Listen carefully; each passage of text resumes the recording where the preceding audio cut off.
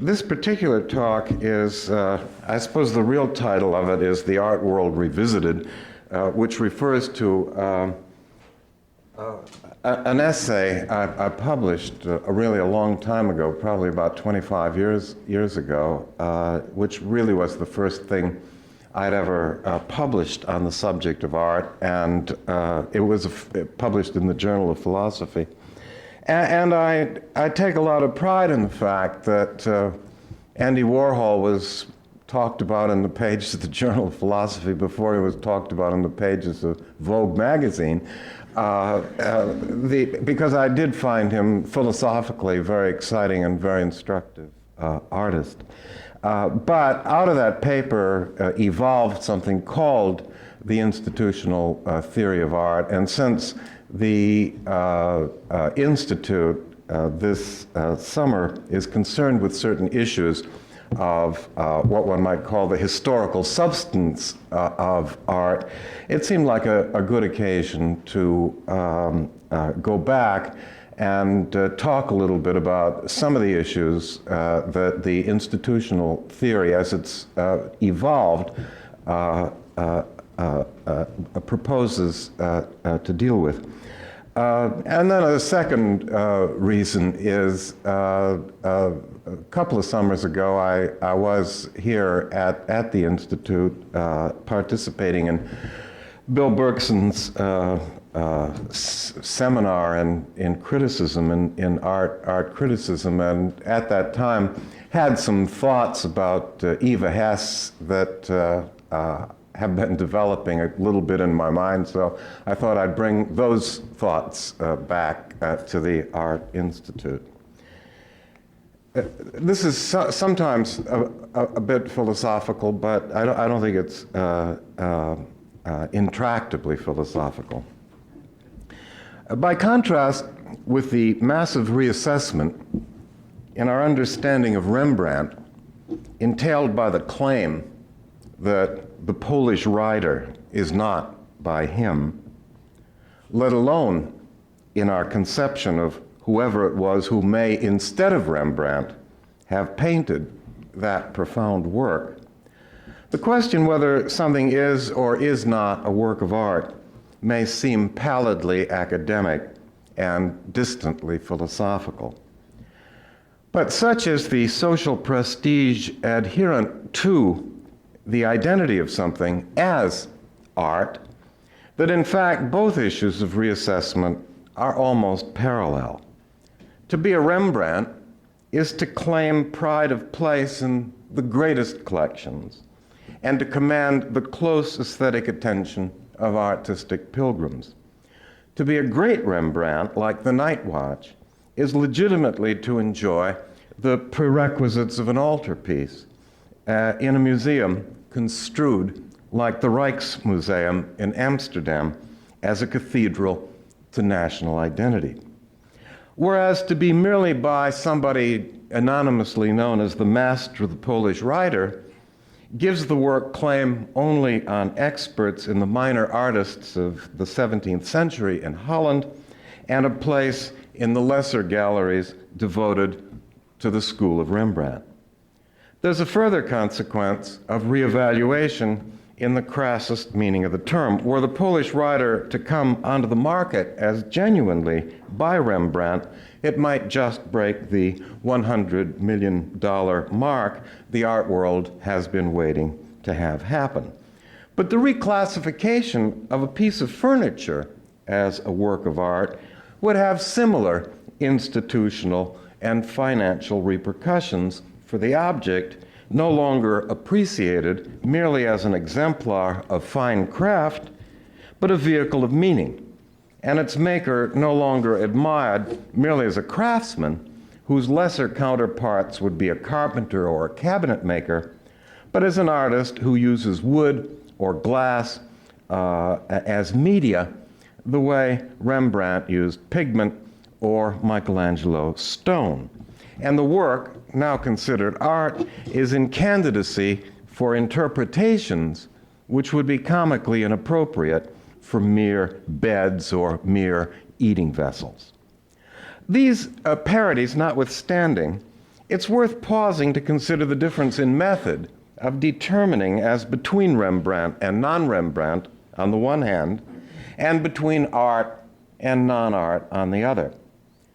The Netherlands-based research team, which has dedicated itself to establishing the true Rembrandt corpus, consists of scholars armed with the latest by way of scientific aids to authenticity, X-ray, molecular resonance devices, and the like, together with command of the documentary materials available from the 17th century and of the disciplines of connoisseurship through which one can identify Ferdinand Bol or Govert Flink or Gerrit Dou or Samuel Hoogstraten as different from and similar to one another and to Rembrandt.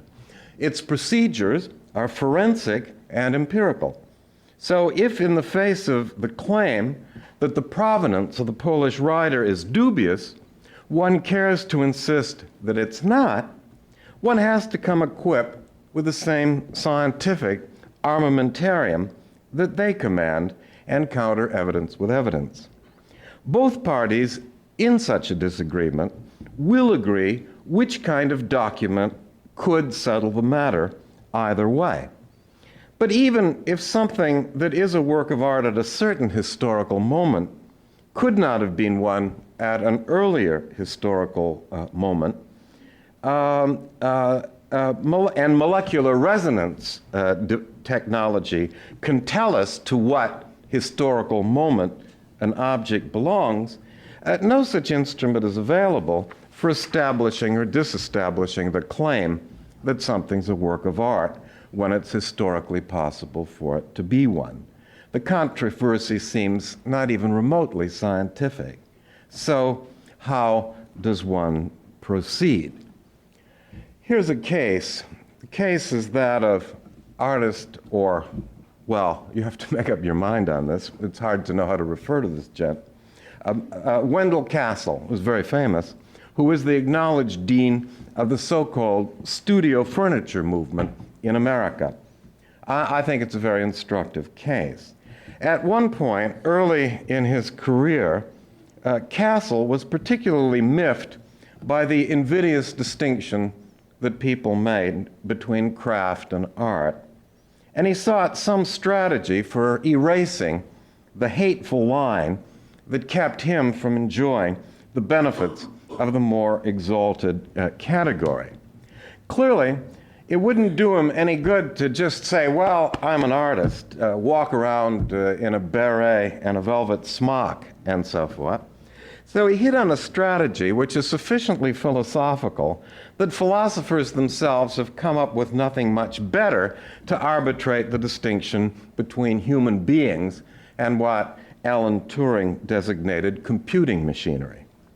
Turing invented a celebrated test which it goes as follows. If you can't tell the difference between the output of a machine and the output of a human being, then there really is no difference, essentially, between human beings and machines. And he devised a kind of game in which you'd ask questions and the answers would come out. And if you couldn't guess rationally as to whether a machine or a human being did it, or even worse, believed that it came from a human being when in fact it came from a machine, then that was all Turing felt he needed to prove that machines are intelligent. Castle fashioned an object which, though a stool, in fact looks enough like an abstract piece of wooden sculpture that he could submit it to a juried sculpture show, into which, in fact, it was accepted by the experts who composed the jury. I'll show that. Yeah. And the strategy was this. Everybody allows that sculpture is art. If a piece of furniture can't be told apart from a piece of sculpture by a jury of experts, well, then there can't be any difference between a piece of furniture and an artwork. The strategy, as a matter of fact, is exactly the strategy that the great forger Van Meegeren used. He painted Vermeer, or at least what he submitted as Vermeer, and said if the experts can't decide, can't tell that it's not by Vermeer, or can't tell the difference between a painting by me and one by Vermeer, there really is no difference. And then the idea ultimately was that Van Meegeren was going to lift the veils and disclose his authorship and so forth. And I think probably Cassel intended to do something of the same sort. It goes without saying that what I shall call the Cassel test could not have been performed in the 1850s. As it was in the 1950s, when in fact it took place. In the 1850s, sculptures were easily identified as such, since most sculpture in mid-19th century would have been statuary, and most statues, probably all statues, would have been realistic. But no stool even looks realistic. You wouldn't even have known what it would have meant in 1850 to point to a stool and say that's extremely realistic.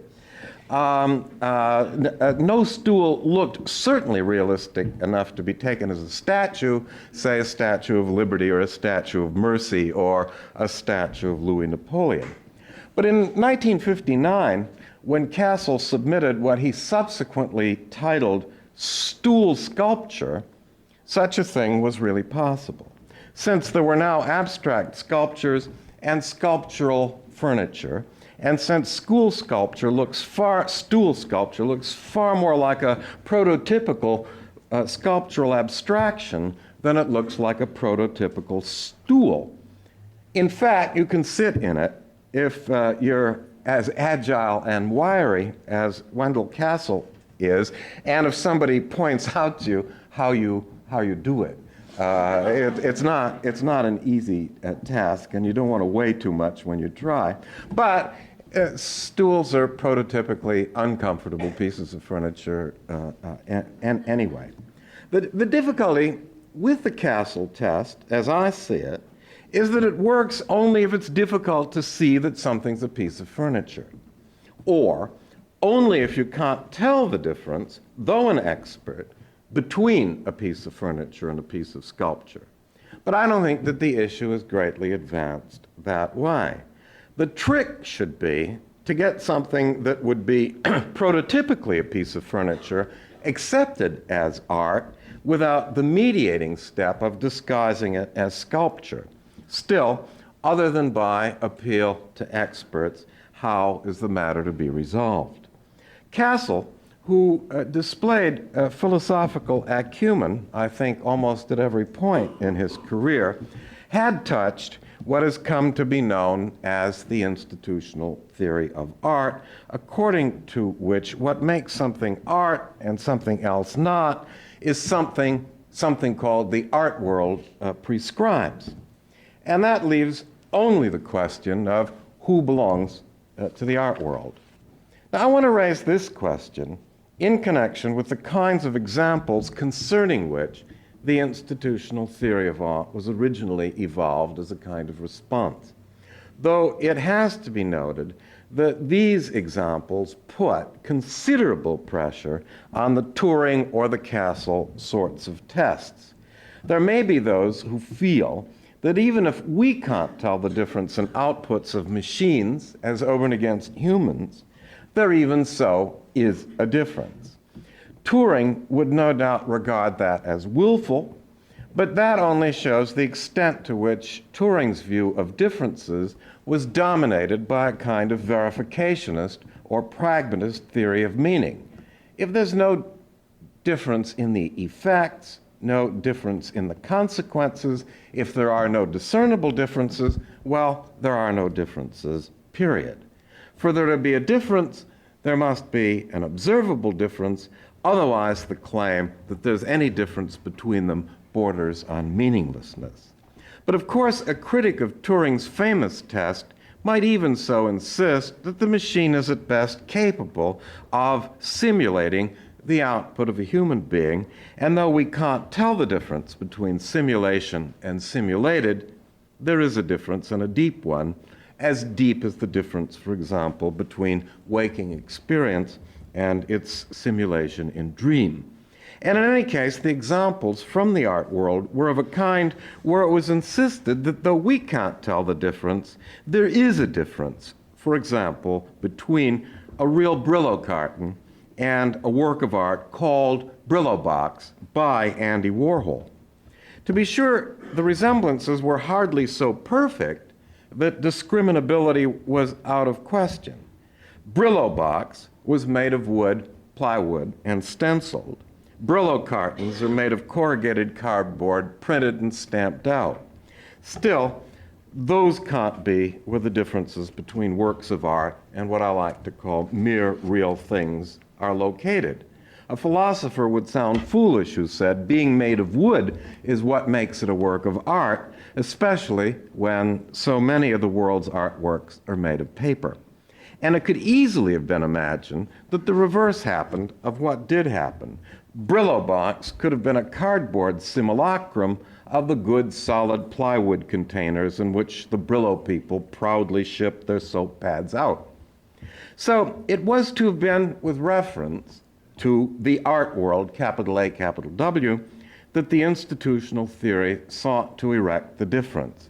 The art world decreed that Brillo Box, but not the Brillo boxes, was to be a candidate for appreciation, to use George Dickey's famous phrase. And that brings us back to the question, who is a member of the art world? It's widely conceded by everybody that customs inspectors are not members of the art world, and indeed, to the literal eye of the customs inspector, the Castle test works almost perfectly. Since there's no discernible difference between Brillo Box and a Brillo Box, there is no difference. The Toronto art dealer Gerald Morris sought to arrange a show in 1965 of the notorious sculptures, as he called them, but the Canadian customs officials insisted that Warhol's so-called sculpture was just merchandise and subject to a duty from which what was called original sculpture would, under the law of the land, be exempt. Dr. Charles Comfort was at that time director of the National Gallery of Canada. He sided with the customs inspectors. Looking at photographs, he declared, I could see that they were not sculpture. Now, it's true that photographs of Brillo Box and photographs of Brillo boxes are greatly less discernible than the boxes themselves are. But is Comfort a member of the art world or not? The director of the Stable Gallery, where the boxes first showed, Eleanor Ward, felt absolutely betrayed by Brillo Box. She hated them, Emilio D'Antonio wrote me. He's the one who arranged the exhibition, which was Warhol's first in a serious gallery in New York. He said she was livid at the opening. People laughed. She felt betrayed. An artist friend of mine wrote shit all across the guest book. I thought they were art, but I was in no sense part of the art world at that point. And Leo Castelli, who accepted Warhol into his gallery, at last thought of them as art. But the art world is clearly not a body which acts as one. We certainly wouldn't want to define it as all and only those who thought Brillo Box was a work of art in 1964. That would bring me, a philosopher, into the art world and exclude the director of the National Gallery of Canada, let alone the owner of the gallery, which showed them, who felt that she'd been hoaxed. And it excludes certainly the artist who sullied the guest book, not to mention a lot of very classy critics. Moreover, pop art was in fact extremely popular. A good many quite ordinary people loved the Campbell soup cans, in part perhaps because the experts hated them. People loved the fact that Warhol made art out of the most common of common things and got people to pay good money for it. In fact, the Brillo boxes didn't sell very well. They were a flop as far as making money was concerned, and it is one of the minor sorrows of my life that I didn't buy one at the time. I was really loony. one of my children gave me a little Brillo box, but the essay in 1964, The Artworld, which was an immediate philosophical response to Brillo box and the questions it raised, The Artworld, was less concerned with the question of what made Brillo box a work of art than the somewhat Kantian question of how it was possible for it to be one. And I thought that there had to be something in the historical moment that explained that possibility, inasmuch as an indiscernible object could not have been an artwork at any earlier moment. Well, the Brillo box actually itself didn't exist. I mean, the cartons wouldn't have existed at a much earlier moment because the person who designed them did so, I think, in the early 60s. He was a failed abstract expressionist. I wrote as follows. He was very irate with Warhol. Steve Harvey, who designed that to make money, basically, and he thought it was terrible that Warhol should have actually made money on these things, whereas he only earned a wage designing something like this. But the truth of the matter is he came from an art world, the abstract expressionist art world, in which you couldn't have inserted that piece. He had no way of acknowledging that as a work of art. There was a real revolution had to have taken place historically before it could have been accepted. I wrote this way. I said, to see something as art requires something that the eye can't decry, an atmosphere of artistic theory, a knowledge of the history of art, an art world. And I think Matisse probably meant something fairly close to that when he disclosed to Teriade, and I quote Matisse, he said, "Our senses have an age of development which does not come from the immediate surroundings, but from a moment in civilization.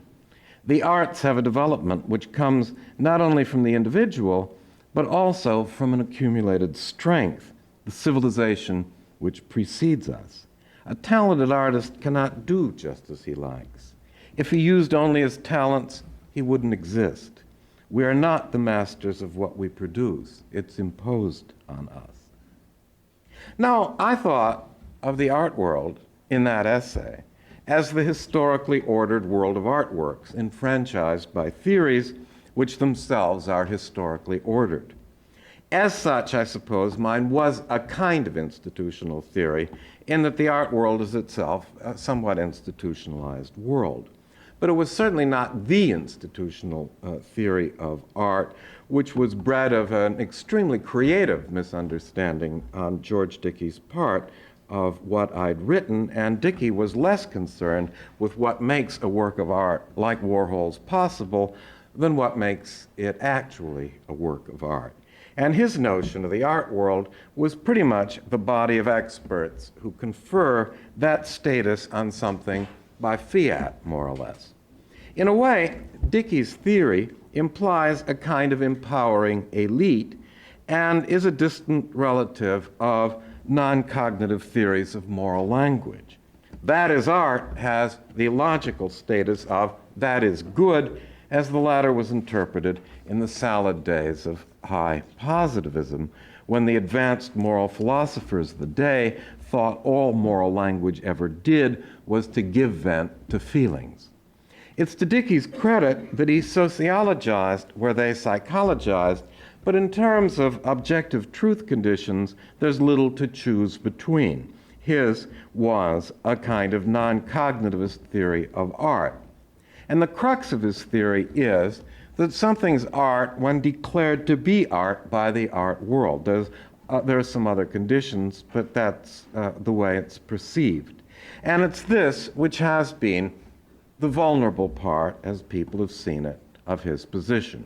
Who is the art world is the standard question, along with how does one get to be a member of it. do, and I quote, do the representatives, if they exist, pass in review all candidates for the status of art, and do they then, while conferring this status on some, deny it to others? That was a sly question asked by Richard Wollheim in his book, Painting as an Art. Who keeps records of these decisions? Are they announced in art magazines? Do art writers wait outside the judging chambers, desperate to phone their newspapers with the scoops?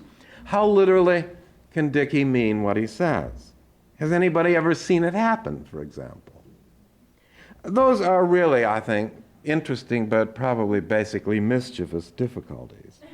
It's not surprising to find that Wollheim's best argument appropriates a very old argument, an argument that Socrates used against Euthyphro when the latter claimed to be an expert on the topic of piety, said by him to be what the gods all love, and the question was whether it's pious because they love it, or they love it because it's pious, and if the latter, then there must still be something that characterizes piety which hasn't been made explicit, namely, what is it on the basis of which the gods do love it? Once we know that, then, Socrates suggests, we can become as expert as the gods. If the former, the gods indeed are experts on what they love, but their love is quite without ground or reason. Do the representatives of the art world have to have, or do they not have to have, reasons for what they do if what they do is to stick, Wollheim asks. If so, then, and I quote, these reasons will turn out to be all that we need to know. They'll provide us with a total account of what it is for a painting to be a work of art. What is the further need for there to be representatives of the art world? Reference to an art world, at least, as used by Dickey, just drops out of the definition of art once we recognize what are the reasons in virtue of which a member of it will justify a claim that something's an art work. There has to be more to the matter than mere fiat, and once we know what more there is, fiat just seems to be gratuitous. But perhaps the component of fiat is less central to a kind of non-cognitivist theory of ethical discourse than proponents of that originally believed as well. There may indeed be an element of declaration in saying that's a work of art, as there is in saying that's good. But how frequently in our moral discourses do we actually say, I mean, as if we belonged in a story by Ernest Hemingway, that's good, about as infrequently as we might pronounce something a work of art. And the reference to reasons calls for rather more by way of analysis than Wollheim provides. A distinction has to be drawn, for example, between having reasons for believing something's a work of art and something being a work of art depending upon the reasons for it being so. A customs inspector may indeed use the fact that the director of a national museum says something is art as a reason for him, the customs inspector, for believing it is, just because of where directors are placed in the structures of expertness. But his saying it's a work of art is not a reason for its being one. Nevertheless, something being a work of art is dependent upon some set of reasons, and nothing really is a work of art outside the system of reasons which gives it that status. Works of art are not such by nature. If works of art were natural objects, something like the institutional theory couldn't even get started, roughly for the same reason that non-cognitivism could hardly get started if values lay strewn around the landscape like rocks. That's to say, you couldn't have an interesting non-cognitive theory of rocks. Now, two things have to be said about what I'll call status-conferring reasons. First, that to be a member of the art world is to participate in what we might term the discourse of reasons. And secondly, that art is historical because the reasons relate to one another historically. Brillo Box had a shot at being a work of art, in part because of the fact that so many features thought to be central to something's identity as art, in the years leading up to that, had been rejected as part of the essence of art, so that the definition itself had come pretty attenuated to the point where there was almost a vacuum and pretty much anything could be inserted in the space of art. A member of the art world would be one who would have been familiar with the history of that attenuation. What was remarkable about Brillo Box was that it was drawn from a kind of underground of familiar imagery so seemingly distant from the aesthetic preoccupations of those nominally interested in art that it came as a shock to see it in art galleries, just at the same time as it was clear that there was nothing in the prevailing conception of art to rule it out. The fiat might have been Warhol's, but enough people who participated in the history of relevant reasons were prepared to admit it into the canon of art that it was admitted. So it's true that when we know the reasons, we have all we need.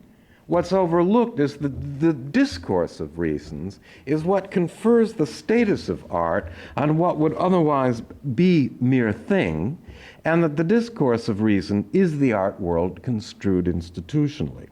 Now, of course, different individuals stand in different positions in that discourse.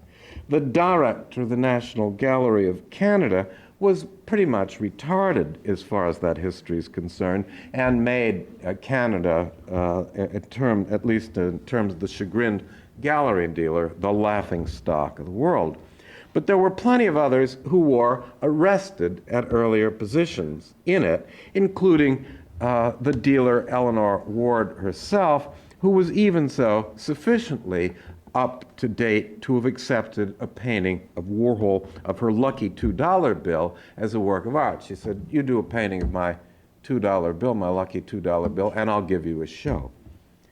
On the other hand, Brillo Box, the one that converted Castelli to Warhol's side, his reservations wasn't that it wasn't art, but that what Warhol up to that point had been doing was too much like what Lichtenstein had been doing. But now that he was doing sculpture, well, there would be a place for him in the gallery.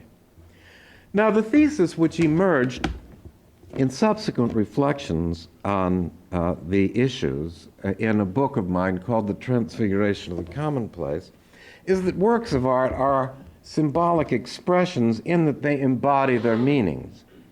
And the task of criticism is to identify the meanings and explain the mode of their embodiment. So construed, criticism just is the discourse of reasons, participation in which defines the art world for an institutional theory of art. To see something as art is to be ready to interpret it in terms of what and how it means. Sometimes the meanings will have been lost, and intricate exercises in archaeology of the sort at which masters like Abby Warburg or Erwin Panofsky excelled are required to bring them to light and to reconstitute what would have been transparent to the original art world for those pieces. There is, simply in the nature of there being symbols, a system of communication and an implied audience for the work.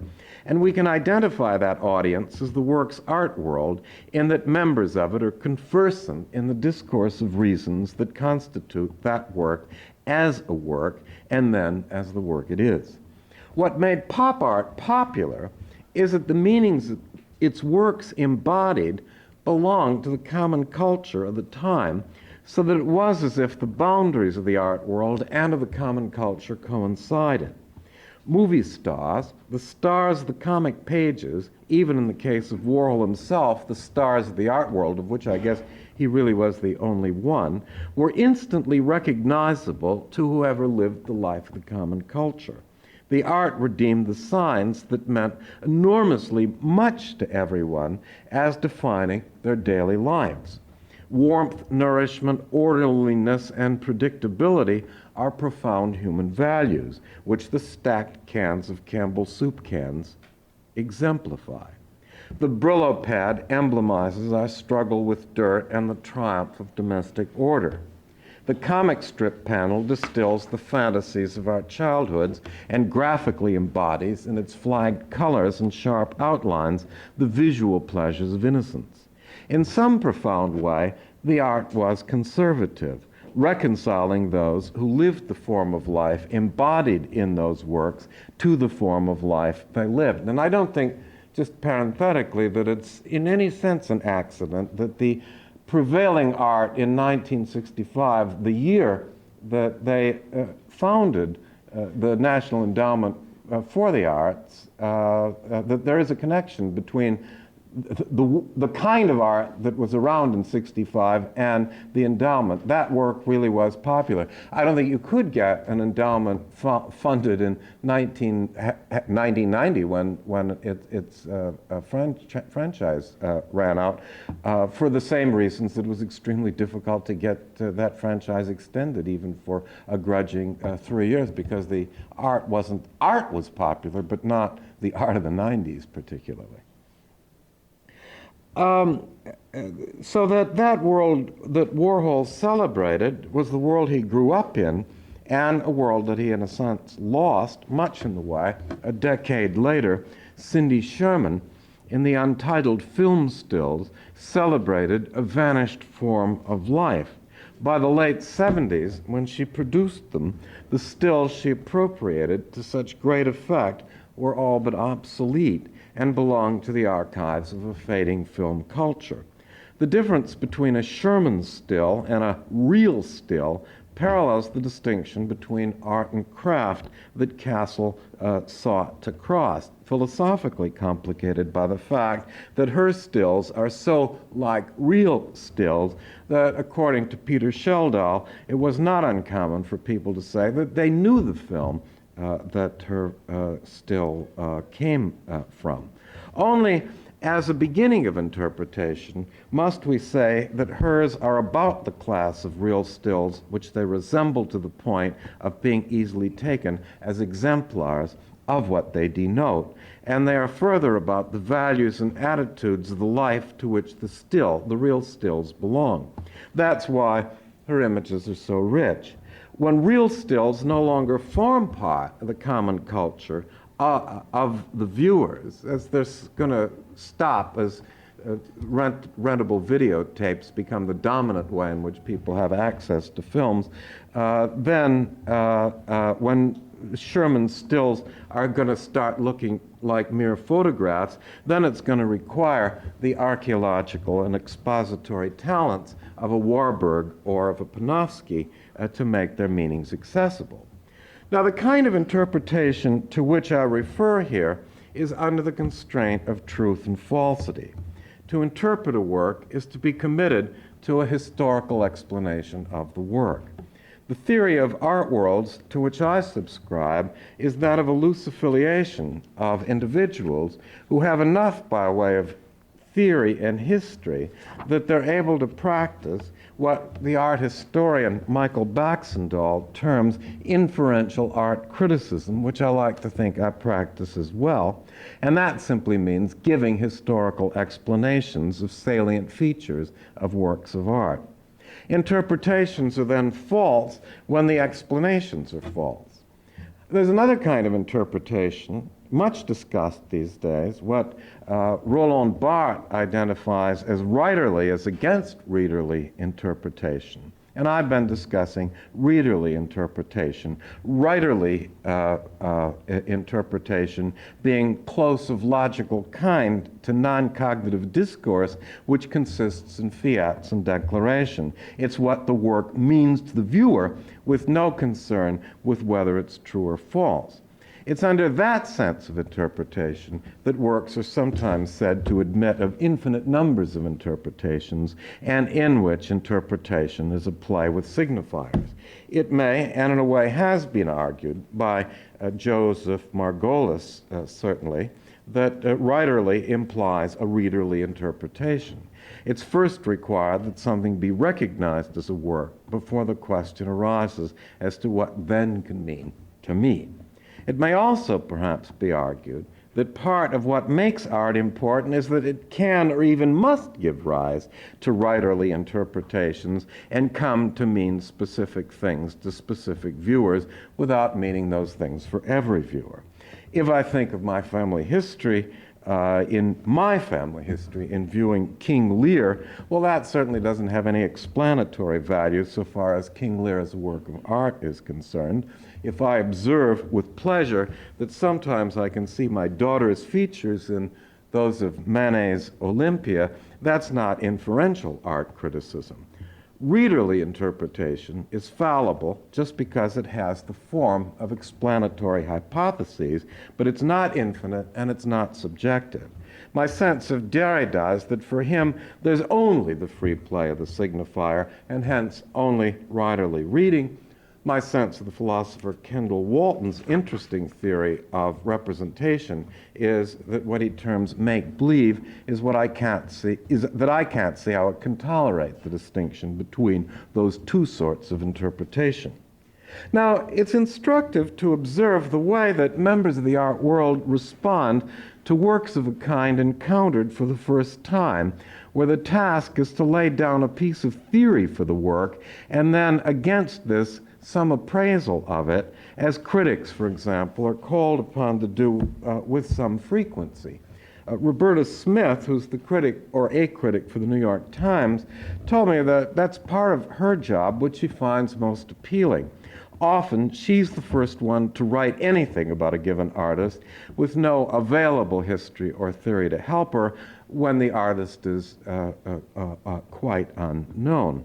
Here, those outside the art world, let us say those outside the range of the discourse of reasons, might have considerable difficulty, for aside from the acknowledgement that it must be art since it's in a gallery or even in a museum, there's very little that they can say for the lack of access to the discourse of reasons which apply.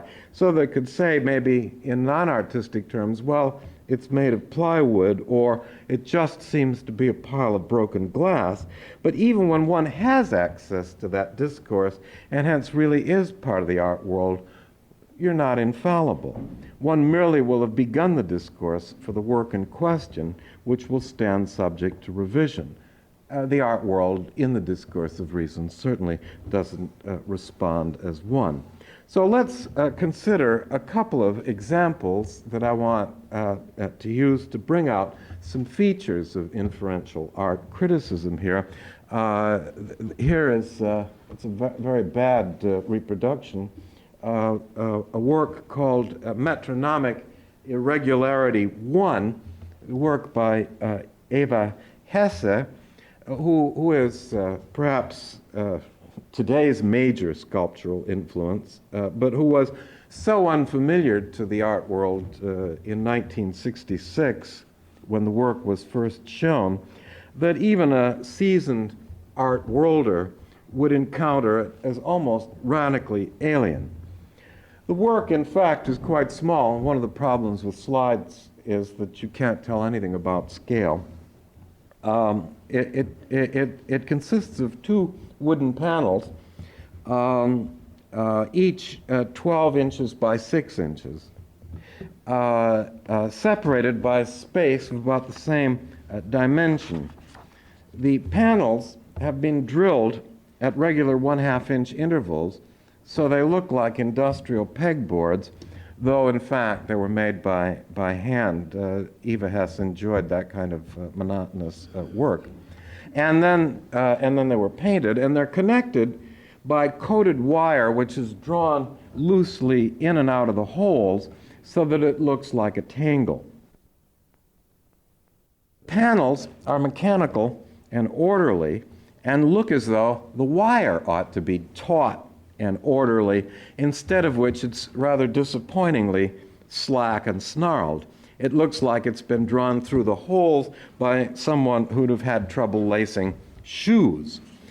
In the way the wire looks like corset strings, at least what I think corset strings must have looked like, loosened to allow constrained flesh to breathe. Now, nothing like it had been seen, I think it's fair to say, in 1966, not unless one hung out with Eva Hesse or with people, rather small group of people that she knew. And even then, it might have been a fairly novel work, because people in that group, quite a few of whom I've come to know, I never knew her, though I knew a lot of artists at that time. They would frequent one another's studios to see what they were coming up with, and I think that in a certain sense this probably would have been quite a novel work. It was exhibited in 1966 in the Maryland Fishback Gallery in New York on 57th Street in an exhibition organized under the title Eccentric Abstraction by Lucy Lippard, who belonged to the inner circle to which Hesse belonged. And it was at the Fishback Gallery that Hilton Kramer, who was then the New York Times critic, gave it a rather crushing review. He wrote, "Secondhand, it simply adapts the imagery of Jackson Pollock's drip paintings to a third-dimensional medium." Now, if one looks at the tangle of wires from that perspective, it seems almost a critical discovery that it looks, let's say the work, as if it were a three-dimensional translation of Pollock's skeined pigment. And one could reconstruct the artist's intentions more or less like this. You could say, she might have said, you're imagining, oh, wouldn't it be wonderful to make a sort of sculptural analog to the drip paintings, and to get into sculpture the same energy and urgency and spontaneity that Pollock got into his paintings. And against that proposed motive, the actual work would be pathetic. It would be secondhand. It would also be second-rate. The marvelous tensions of Pollock's paint simply are not to be found in this droopy and almost inept wiring. But that interpretation leaves absolutely out of account the meticulously drilled panels.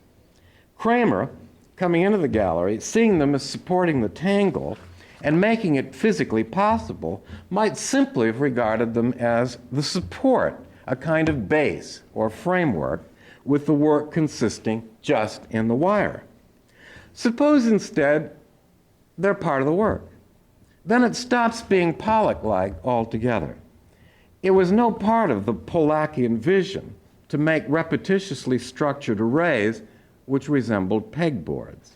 These belong to a totally different order of impulse, not possible in the world of abstract expressionism, but quite possible in the world of minimalism, to which Hesse belonged, with its deliberate use of industrial materials like pegboards. So that there's a history which kind of connects minimalism with Russian constructivism, which made an ideological use of industrial materials. But in any case, once we've decided that the perforated boards belong in as part of the work, Kramer's account is at once incomplete and false. A more adequate account, which now eliminates the second-hand epithet, might go as follows. The work consists of two opposed sorts of elements, one mechanical and orderly, the other irregular and disorderly. One is classical, the other romantic, or one is male, the other female. The work is organized around the tensions between them. The hopeless wire strives to unite the separated fragments of its counterpart, but they remain divided as it runs in and out of the openings in pursuit of unity and harmony and visual peace. It's then a funny, perhaps a very funny work. In a final interview 4 years after that, in Cindy Nemzer's, an interview with Cindy Nemzer, which was published in the month of Hesse's death, she talked about the comedic qualities of her work. She talked about its objective absurdity. She talked, and this is her word, about even its silliness. I thought it was a very affectionate use of the word silly, as a matter of fact, on her part. But that could have been invisible to even to her, certainly to others, in 1966, whether you were part of Hesse's own art world or whether you were hostile to it from the outside. Even the title, Metonymic Irregularity, is funny enough to give us a hint about the work, since a metronome is exactly that paradigm of regularity which would make an irregularly talking metronome almost a Dada joke. Kramer's is a failure in what I'll call interpretive seeing, inasmuch as he was oblivious to half the work. And so he was interpreting a fragment as if it were the whole thing. Now, I really don't offer that either as a criticism of Kramer. In fact, I think it's remarkable, given the demands of his job, because he had to write 4 reviews a week, that he so much as had time for this very marginal work in this very offbeat show, and that he was actually able to evolve an intelligent theory for it.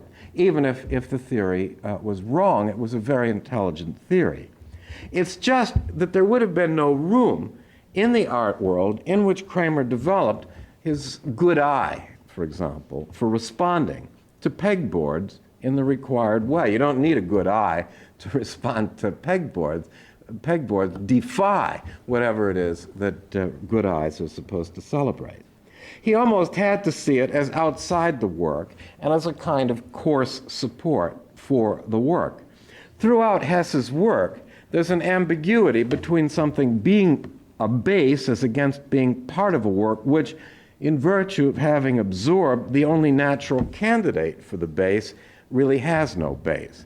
Here is her celebrated and much admired work called Hang Up, which consists of a very large, that's at the Chicago Art Institute, consists of a very large frame, which she's wound cord around, and which has a large irregular loop of metal tubing, which comes shooting out of one corner and then slinks back into the frame, roughly at the opposite corner. A decision's got to be made as to whether the loop is the work, which is then a kind of wormy sculpture, or whether the work is a kind of balletic interplay between two components in a work which doesn't have any base at all. Hesse's work forms, in fact, a pretty consistent corpus, which consistently, again, expresses a strong artistic vision. Certain metaphors are implied, certain questions raised about the nature of sculpture, perhaps about the nature of women, perhaps even about the meaning of love. All that, in my view, is internal to the corpus and is made explicit through the discourse of reasons which her work requires. It's in no sense mandated by a group of people saying that's art.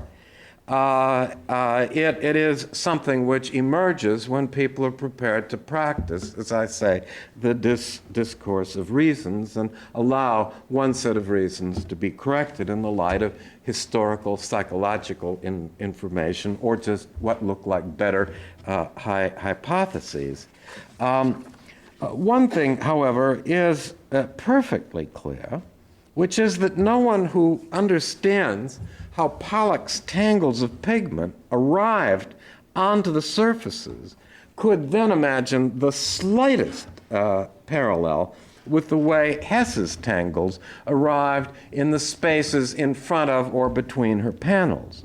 It's possible that Pollock's was the defining personality of his era, that he was macho, sullen, shamanistic, hyper-romantic, impulsive, aggressive, urgent, dangerous, boozy, and wild.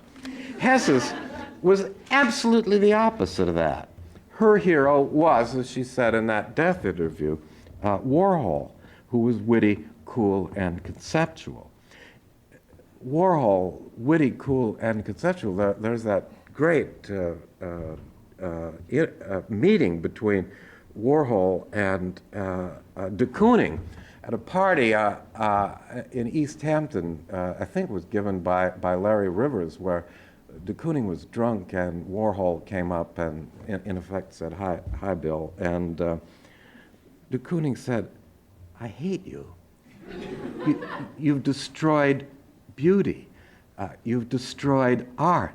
You've even destroyed laughter. I can't stand your work. That's the way that whole personality would have been seen. There was just one of those great historical overlaps.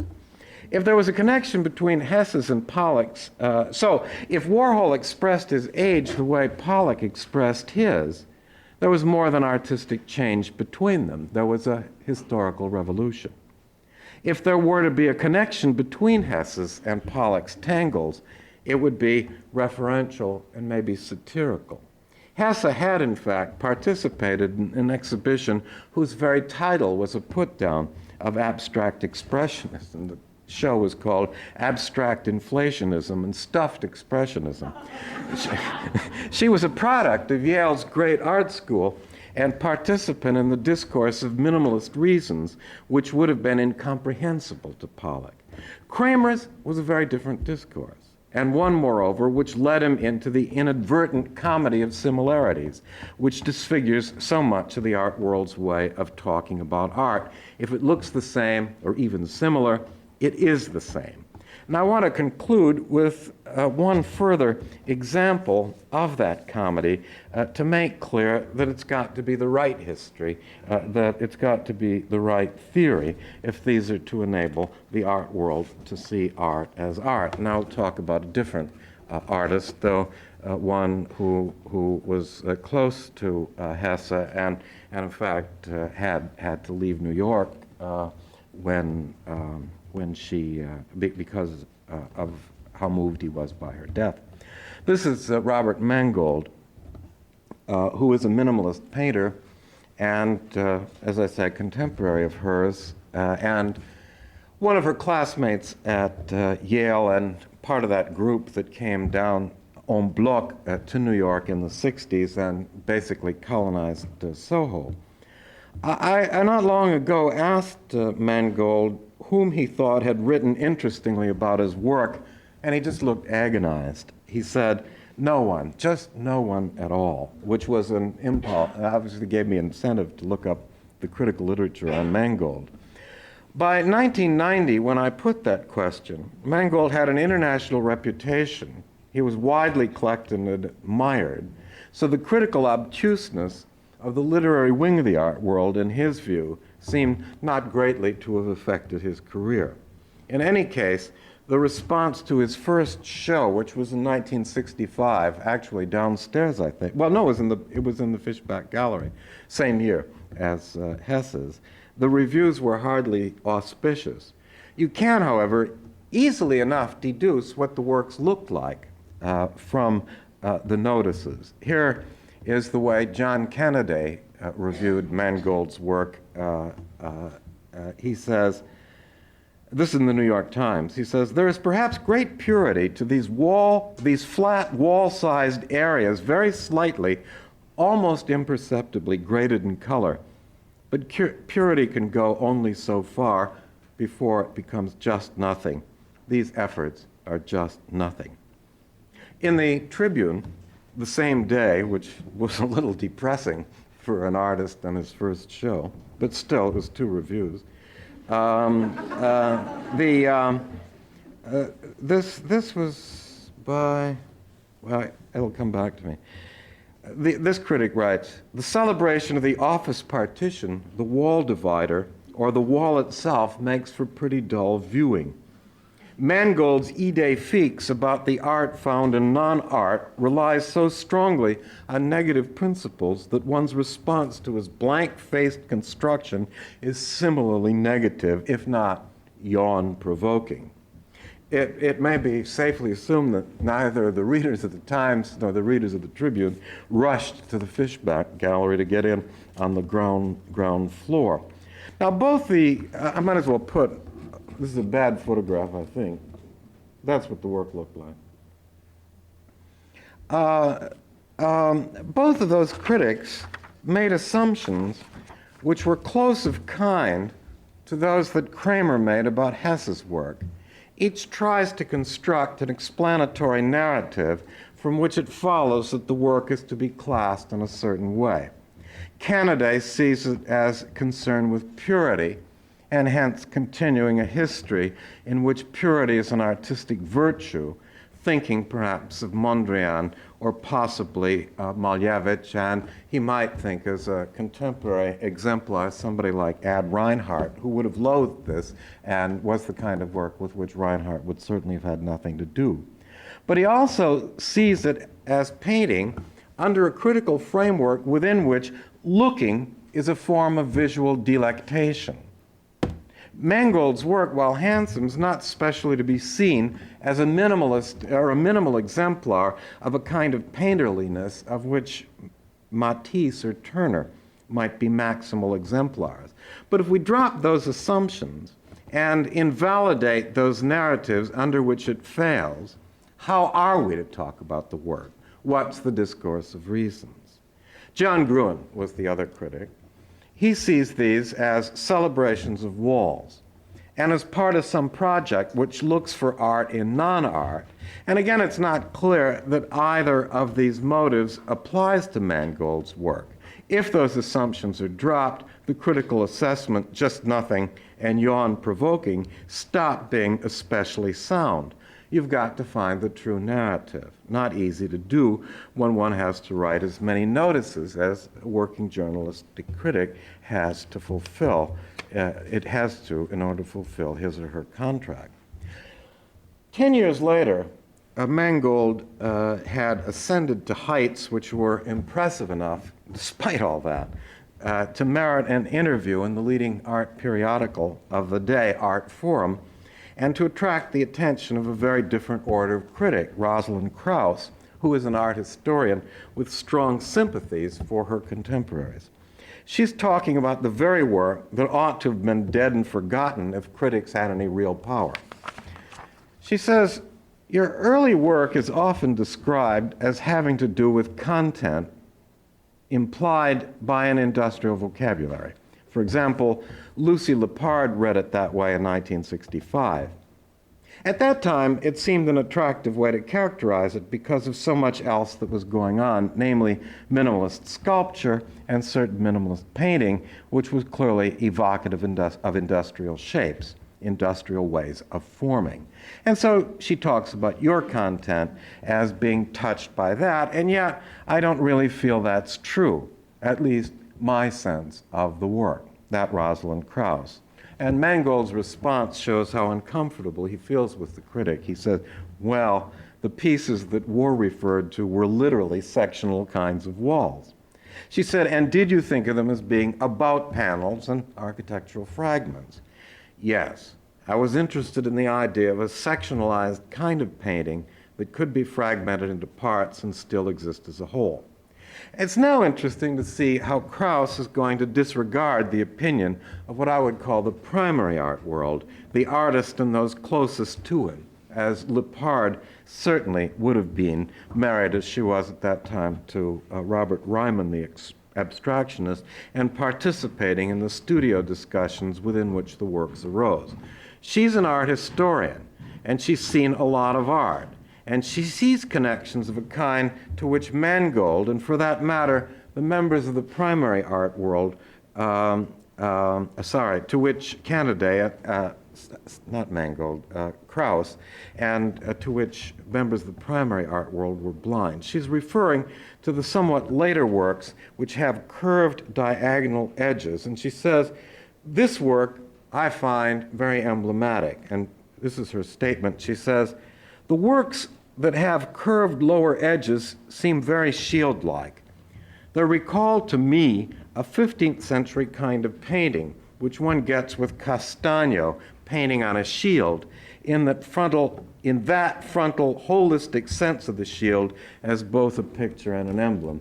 I think it goes the other way, but you can see what that has to be the Castagno shield that she's referring to. So she sees it in connection with that.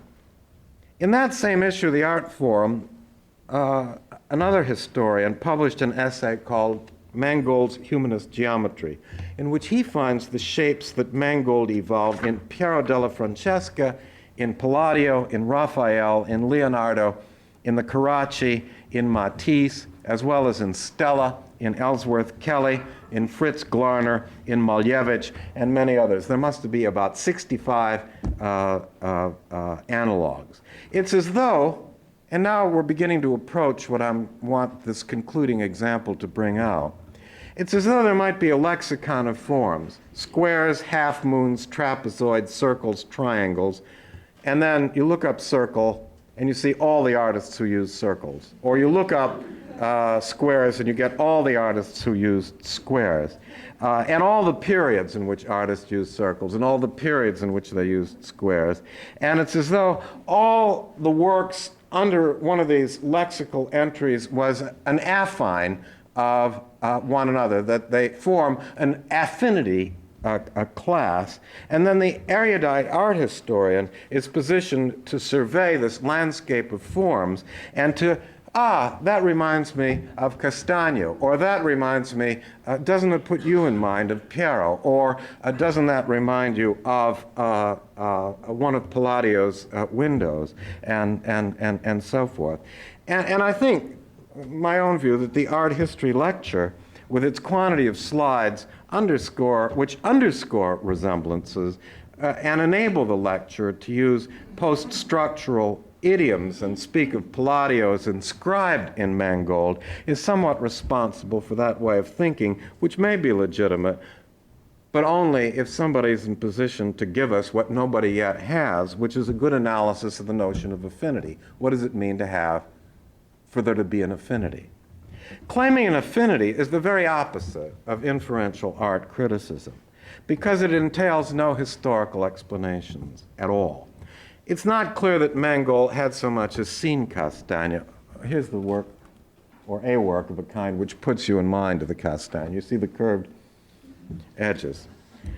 Or if that work registered on him, it suffices in the mind of the art historian that the one work recalls the other work by virtue of parity of shape, that it's an affine, other affines of one another. In the bitterly criticized exhibition, Primitivism and Modern Art, at the Museum of Modern Art in New York in 1985, the principle of affinity was the principle of the exhibition.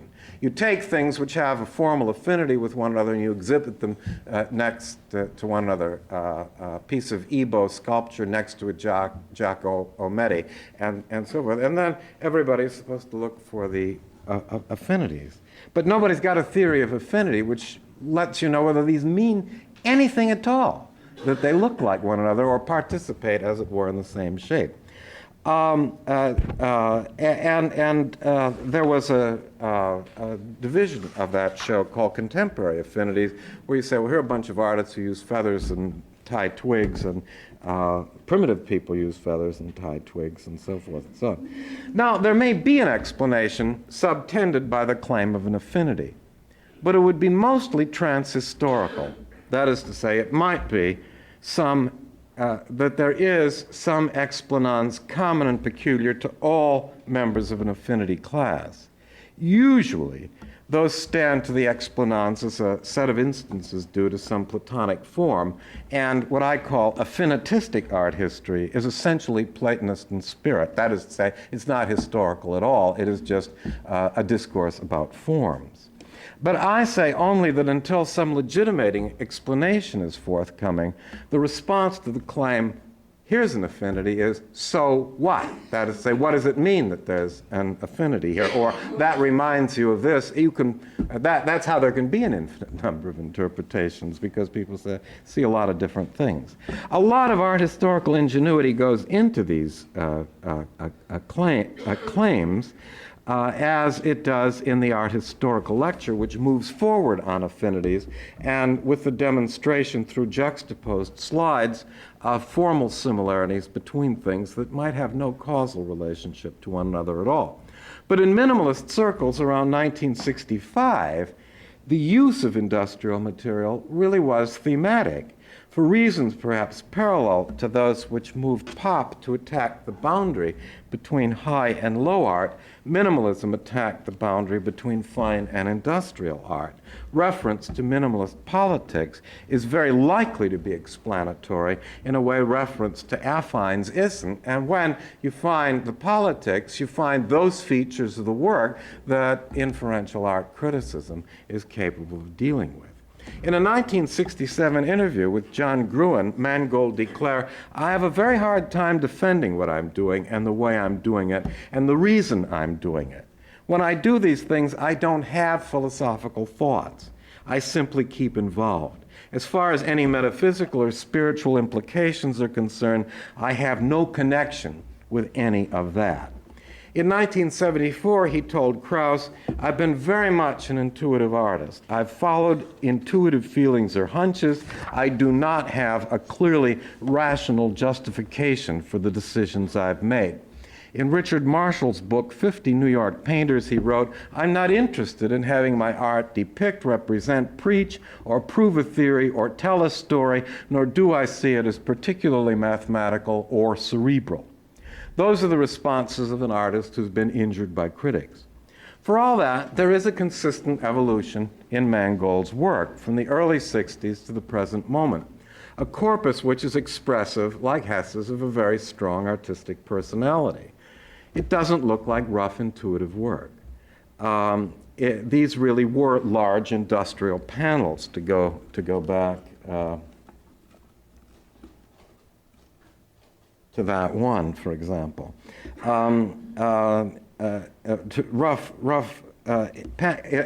really were rough industrial panels, and whatever the artist may encounter or fail to encounter at the level of access to his motives, some historical explanation of the work's got to be found, and the likelihood of finding it in the primary art world is greater than that of finding it in 15th century artifacts, whatever formal affinities there might be.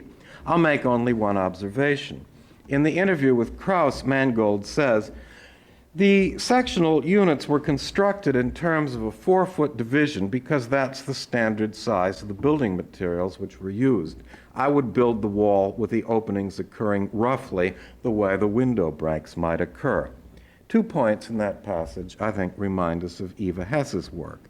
The reference to 4-foot divisions, standard sizes, and terms like constructed and building materials offer connotations that connect us to industrial reality, to prefabrication and standardization. That is to say, 4x8 is the way you'd ask for a panel at a lumber yard, and it carries the kind of vernacular overtones that Campbell's soup does, and it disappears completely when you put it into centimeters.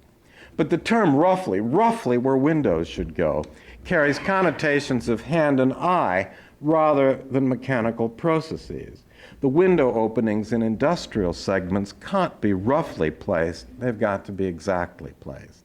And so we find the same tensions between the mechanical and the intuitive, the social and the individual perhaps, the repetitious and the playful, that we do in Hess's work, which in terms of formal affinities don't resemble that of her friend and peer at all.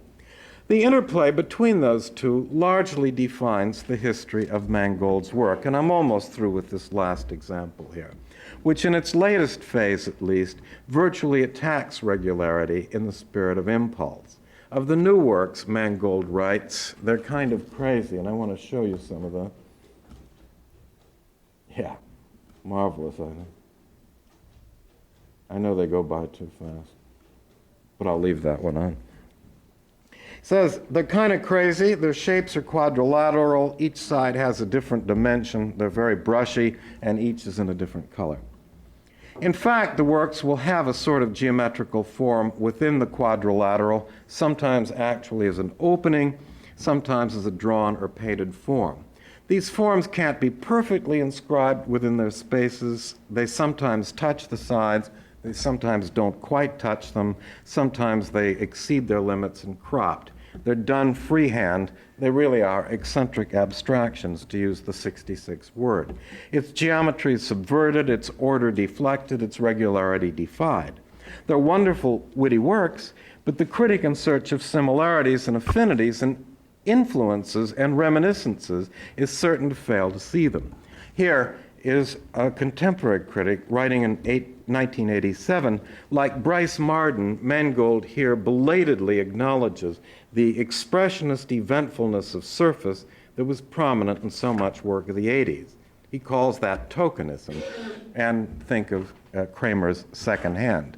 The artist is accused of keeping up with the fashion in an effort to save a geometry that is itself in a kind of trouble. Geometry has always been in trouble in Mangold's work.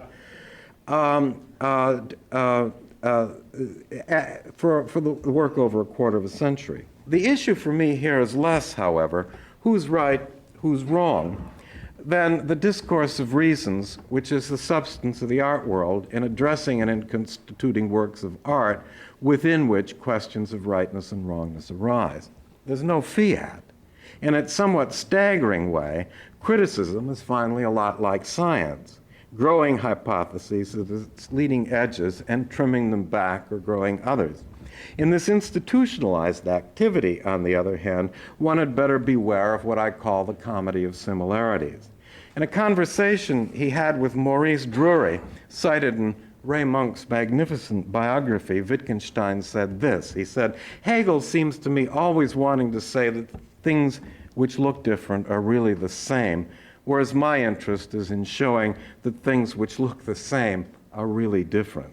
When I read that, I thought, that's my whole philosophy of art in a nutshell, finding the deep differences between art and craft, artworks and mere real things, when members from either class look exactly or almost similar. What serves the purposes of ontology also serves the purposes of criticism. When you found a similarity, look away and look for the explanation of how different artistic expressions can look like affines of one another. Thank you. So we can...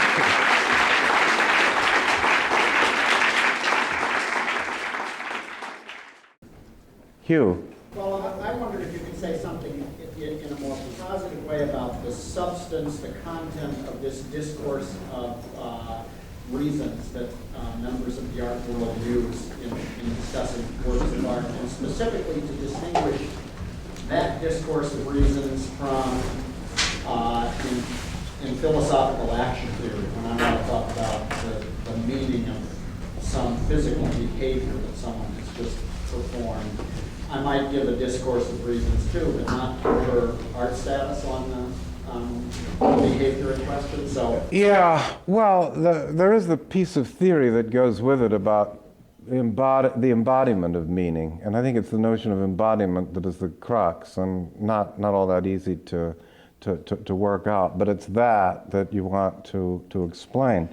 Once you've got that, it seems to me the pattern of historical explanation is pretty much what it is,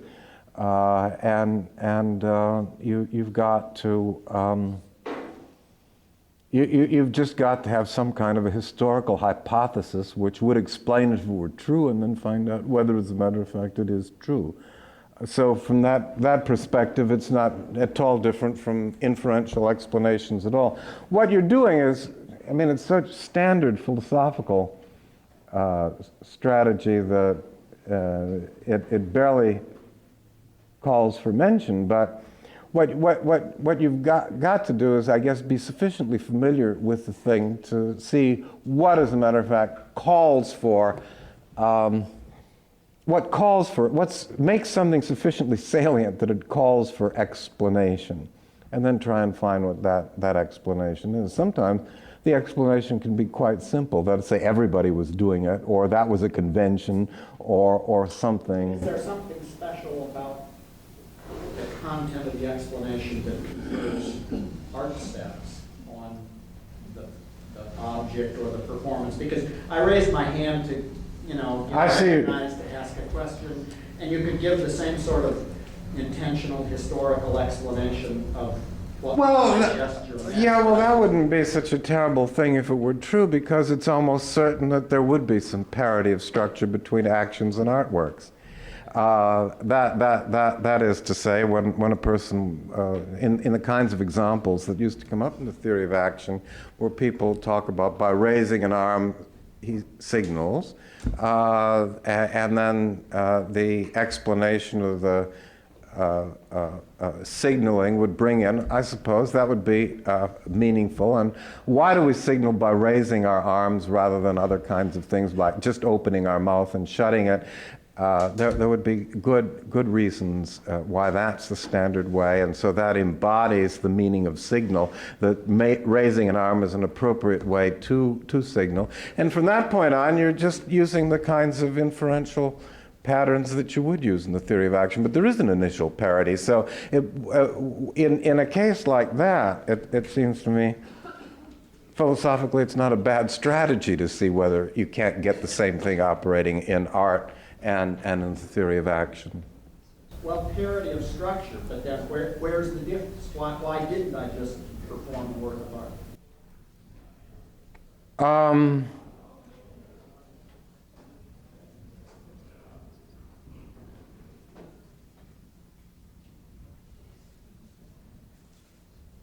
That's a tough one, Hugh. All right, I mean, that really does, at this point, stop me a bit cold. What we've got, what we'd have to do is to bring in, let's say, a lot of other kinds of considerations of the sort that typically I tried to bring in the lecture. Namely, for example, we don't talk about the things one at a time, but we talk about them as groups, as forming corpuses. We talk about historical locations, so that there's the evolution of something like a consistent expression through a body of work. I mean, there would be a whole class of different kinds of things that would be brought in. You might then say, well, I do this and I do that, and why wouldn't that constitute a corpus? And so you can continue to press that back. So it's a tough question. I just have to stop and think about it. Noel, yeah. Well, I don't know if you would accept this as help. Yes, I always accept help. But, I mean, if these are historical explanations, then it seems to me that among the things that you can value yourself are facts like it's occurring in what antecedently established to be one of the presentational modes of the art world, or that there are a set of art world conventions. I mean, in the same way that I would say that a certain gesture that you made was you Wilder made was a salute rather than a jerk of the arm. If I wanted to explain that particular case, then I could avail myself of information about the activities occurring in a context which might be a standardized presentational mode of the art world. If it were a piece of performance art, say, in a medium not so far precedented, I would have to tell a story about how that presentational mode grew from, in terms of the discourse of reason, some antecedent presentational mode. So, I mean, I think that depending on how much work you want your historical explanations do, an appropriate elucidation of the context in which the action occurs will get you what you want. I think you probably have to. You would not run dangers of circularity unless you thought that these explanations were definitions of some sort. But if there were explanations that were meant to identify why this activity will art, there wouldn't be a problem. And circularity is a problem with definition. I think that when one worked it out philosophically, you would need those kinds of things, but you'd need a lot more. That is to say, you would probably need to bring in real institutions.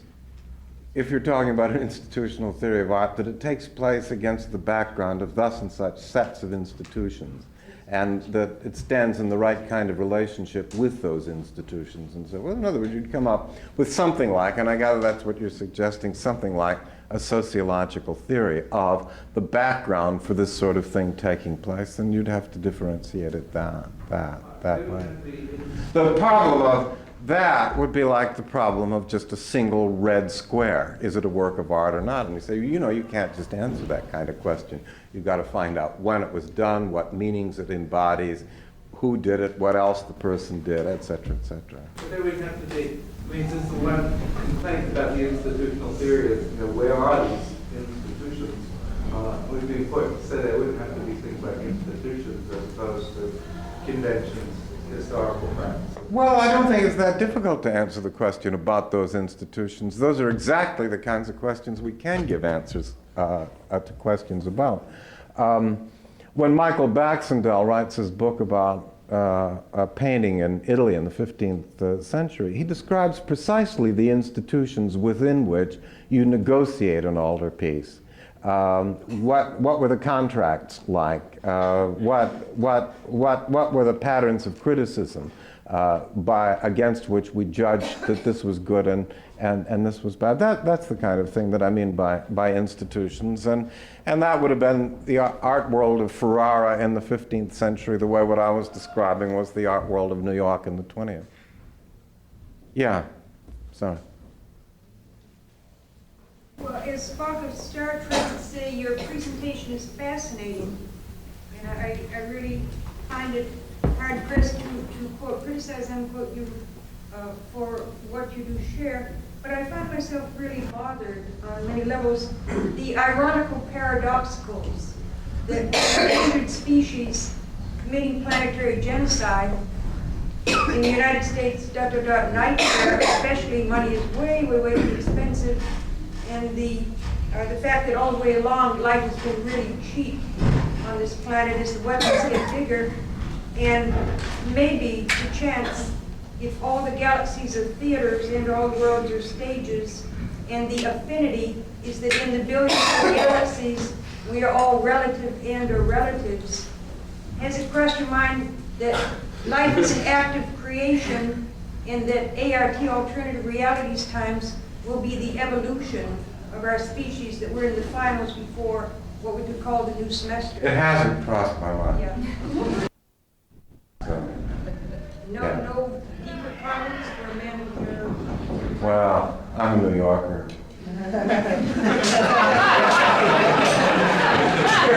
Sorry. Yeah. We're on loan. Yeah. Somebody. Yeah. Hilda.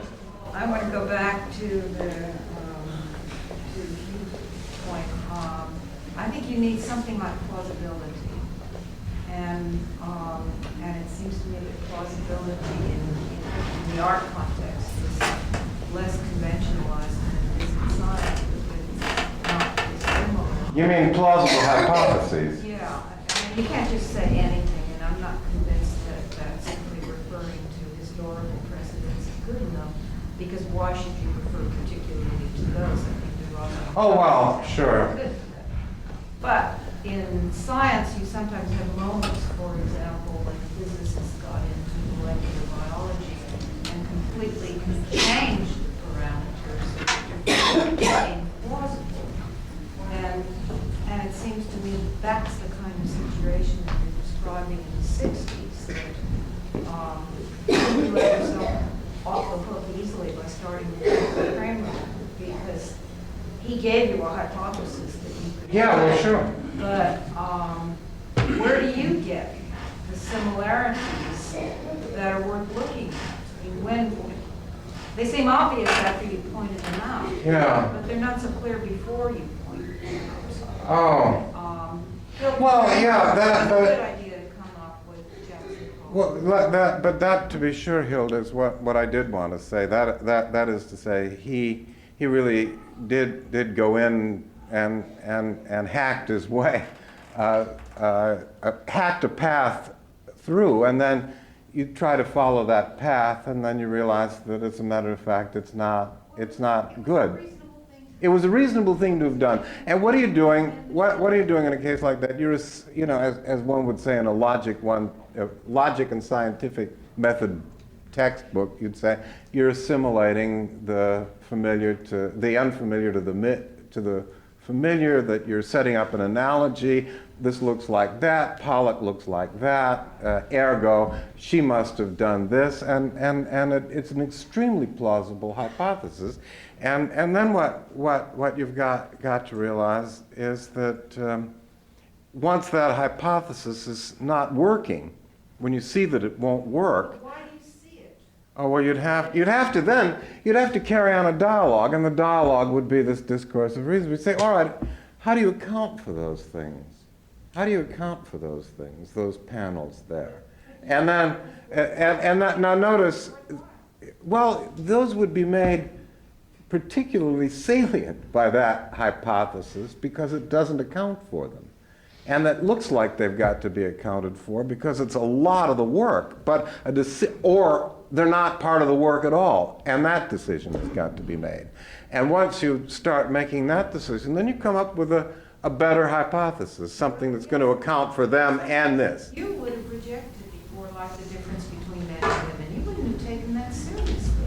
But you did take it seriously because there was enough going on in the world, and even sure. friends, that made it worthwhile taking it seriously. So Sure. the things you choose to identify are themselves selected. I don't think, Hilda, that there's any formula at all. I think somebody comes in, and the first thing you really do is, as Mill says, you reason analogically. You look for some analogies. And maybe that'll carry you a long way. And in most periods in the history of art, it would have carried you a very long way. It just happened that when you moved into the 60s, you were moving into something very different. And it wouldn't help particularly. And then you've got a real problem when you're a critic who can't use analogies that easily anymore because you don't know quite what to do. You've got to start finding a different base to work from and see whether it'll hold up against a sharper examination of the work. I don't know what more to say than that. I think, somebody said, Noel said, you need help. I think the answer is that's what we all do need, is help. Yeah. I think she makes a real good point in bringing that up because it also it has a lot of implications for like a lot of the art that's supposed to be the art world is becoming interested in, which is like art done by African Americans. So like the Goddess show right now at the San Francisco Museum of Modern Art is even though that show there attempts to contextualize it by putting interpretive text with it. But there has been a lot of complaints on both sides, both the artists and the critics, of looking at artwork as what's normally called marginal cultures, not having any particular reference points other than art history, which doesn't always account for what's going on in the art world. So that I think art critics are an interesting dilemma. But it's very conflicted right now because this art is being looked at more, but yet the only interpreters of it that exist right now, are primarily people who are. Well, I think it's an interesting point. Consider, for example, when people first began to look, say, at African sculpture in the West, in England. Roger Fry wrote among the first appreciations for that kind of work. He was able to assimilate that work to an existing artistic culture because he was a formalist at that point, and he saw them in terms of formal qualities. I think that there were a lot of people who were going to those little shows of African sculpture at that time, stimulated by Fry's essays, who maybe felt that there was more to this than just brilliant form, or that there were affinities between it and Picasso or it and Matisse. I came across a letter that Virginia Woolf wrote. She said, if I had one of those things on the mantelpiece, I'd be a very different person. Less adorable, very different. And I think Virginia Woolf sensed something very powerful in that work that Roger Fry didn't sense. But that is part of what the dialogues that I'm talking about, or the discourses that I'm talking about, consist in. Somebody finds a way of assimilating, a way of dealing with it. And then somebody says, we're grateful to you for having done that, but you've overlooked something. Something, as a matter of fact, very important. And at that point, the discussion begins. And bit by bit, the work begins to take on a kind of identity. You can imagine bringing in, let's say, work of marginal peoples, so-called marginal peoples, at a given point where they're brought in for reasons having nothing to do with art, but for sentimental reasons of one sort or another, or political reasons.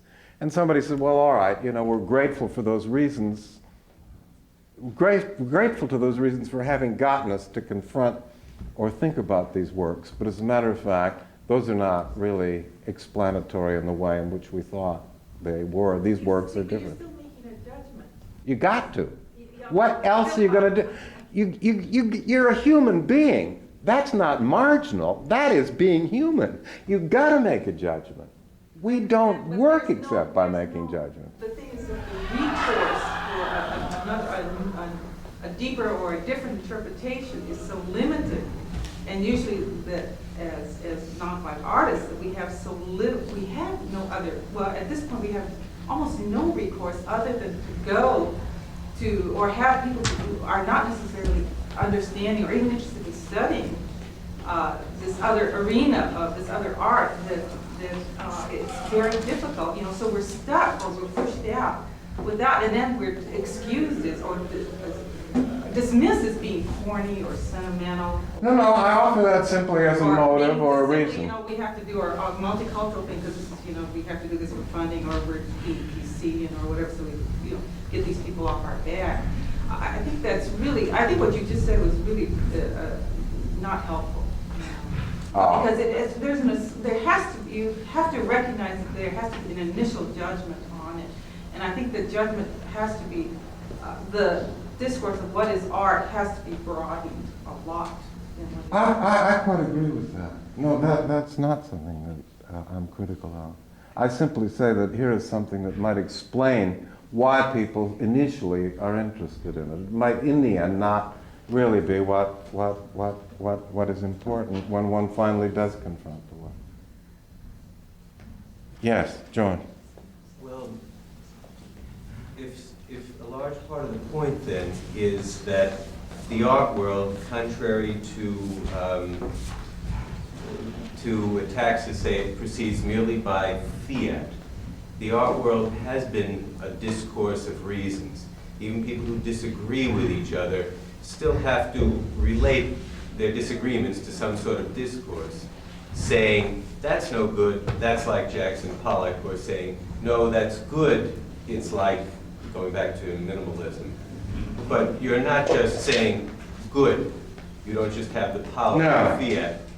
Could you relate that perhaps to certain arguments that things have been declared works of art simply because some power structure declares them works of art, and that there is no reason whatsoever for this to be art and for that not to be art? Oh, I suppose, yeah, it's not so difficult. I don't know what one would want to say. It's usually the other way around, but the controversy would go something like this.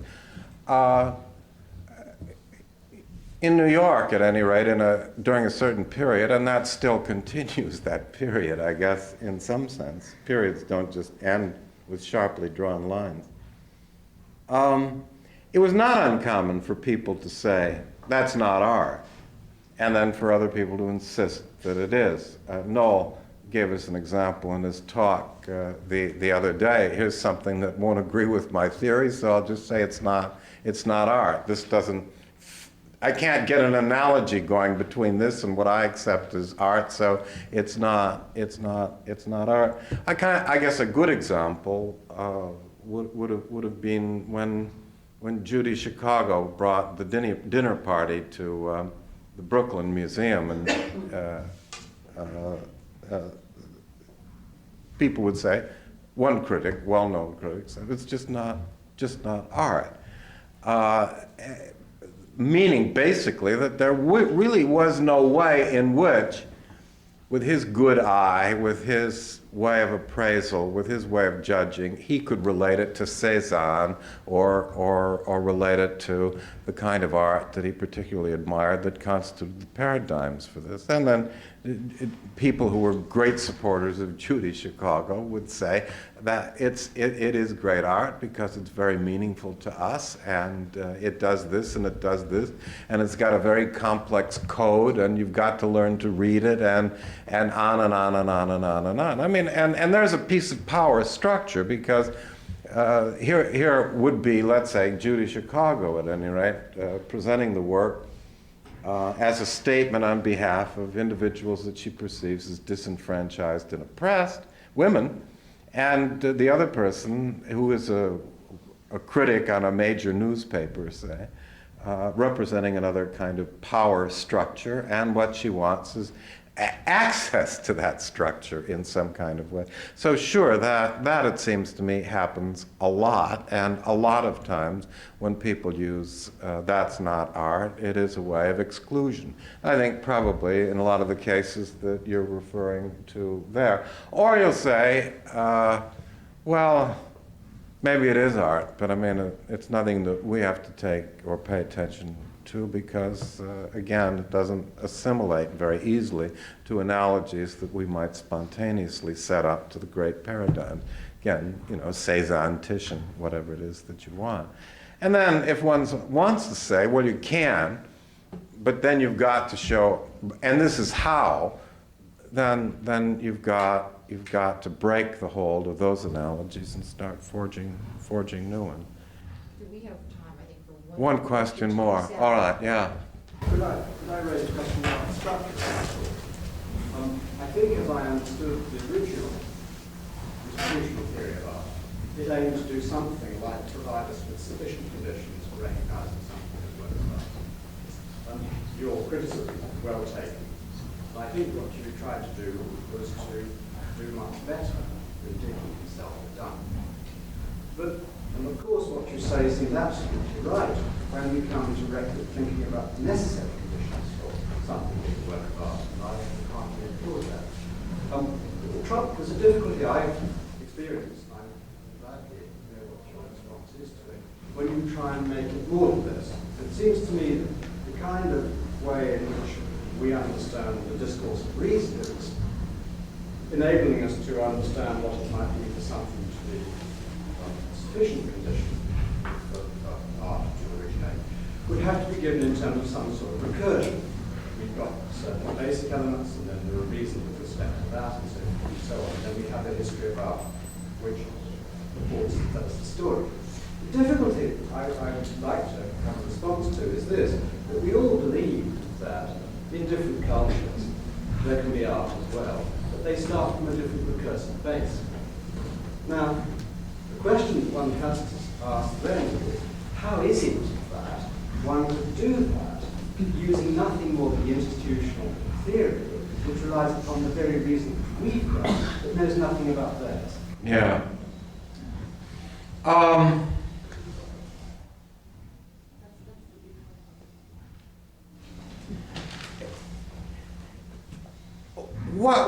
What would interest me, I've thought a certain distance along those lines. I can't pretend I've thought very deeply about it. But I mean, I've thought enough about other traditions to first of all suggest that they would have very different discourses of reasons, and that they would have very different narratives. That discourse of reasons would be, as it were, have a very different structure. I was suggesting, I did at one point suggest, that it's got a history because the reasons have a history. That is to say that the kinds of reasons people tend to give have a kind of history which opens things up in a way to other things. The discourse of reasons that evolved up to Fry's time made it possible for there to be an opening to a kind of art that would not have been thought of under the auspices of Victorian anthropology. as art, or at best would have been their art, and spontaneously inferior. Fry found a way of not merely opening up, but giving it extraordinary value, it seems to me. It would not, on the other hand, have been accepted by them as having extraordinary value. An African said, what he finds extremely uncomfortable is that he'll go into somebody's house and see a mask hanging on the wall. Those are not supposed to be displayed. I mean, those are really dangerous things. You can't imagine, just having a dinner and making polite conversation while that powerful thing is over there. So let me put my question like this.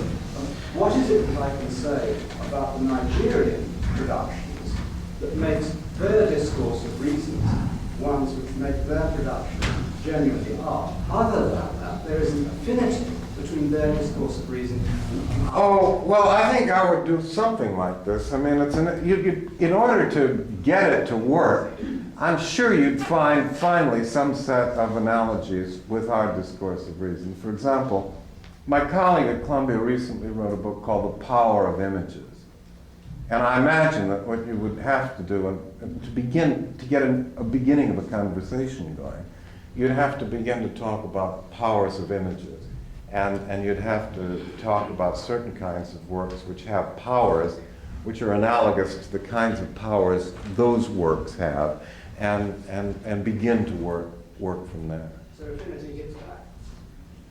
Affinity analogy gets back because it recommends hypotheses, yeah. But what bothers me about affinity is that it doesn't give you, you don't take that next step. You just say how delightful. I mean, the same Platonic form is exemplified here. You just have a lexicon. You don't. What you need is the move, as Gil Harman once said. He once said that dictionaries and encyclopedia, that's an untenable dualism. But you do have to move from the dictionary to the encyclopedia, which is what my recommendation is. Thank you very much.